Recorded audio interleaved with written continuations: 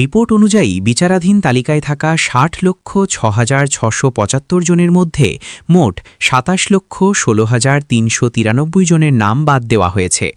সম্প্রচারটিতে বিভিন্ন জেলায় এই নাম বাদ পড়ার পরিসংখ্যান এবং এর রাজনৈতিক ও জনসংখ্যাগত তাৎপর্য তুলে ধরা হয়েছে।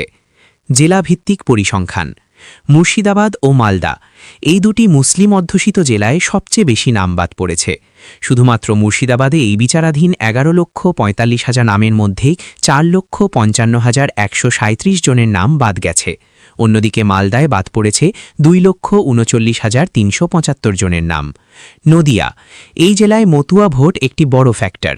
বিচারাধীন ২,৬৭,৯০৪ জনের মধ্যে প্রায় ২,০৮,৬২৬ জনের নাম বাদ পড়েছে, যা শতাংশের হিসাবে সবচেয়ে বেশি, প্রায় ৭৮%।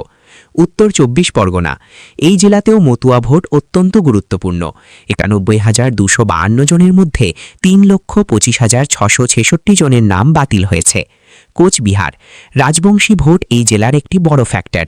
বিচারাধীন ২,৩৮,১০৭ জনের মধ্যে ১,২০,৭২৫ জনের নাম, প্রায় 50.71% বাদ পড়েছে। কলকাতায় মোট ৬৭,৬৩২ জনের নাম তালিকা থেকে বাদ গেছে। রাজনৈতিক প্রতিক্রিয়া। তৃণমূল কংগ্রেসের দাবি, তৃণমূলের অভিযোগ নির্বাচন ঢোনসান বিজেপি নির্দেশ মতো কাজ করছে এবং ইচ্ছাকৃতভাবে সংখ্যালঘু ও মহিলাদের টার্গেট করেছে। তবে তারা এও জানিয়েছে যে এই প্রক্রিয়ায় অনেক হিন্দু ও মতুয়া সম্প্রদায়ের মানুষও তালিকা থেকে বাদ পড়ে গেছেন।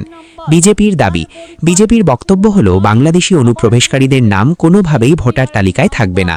তাদের পাল্টা অভিযোগ, তৃণমূল কংগ্রেস পরিকল্পিতভাবে ভুল তথ্য ও ফর্ম 7 জমা দিয়ে বিভ্রান্তি তৈরি করেছে, যাতে সমাজের প্রতিষ্ঠিত মানুষ, মতুয়া এবং আদিবাসীদের নাম ভোটার তালিকা থেকে বাদ দেওয়া যায়।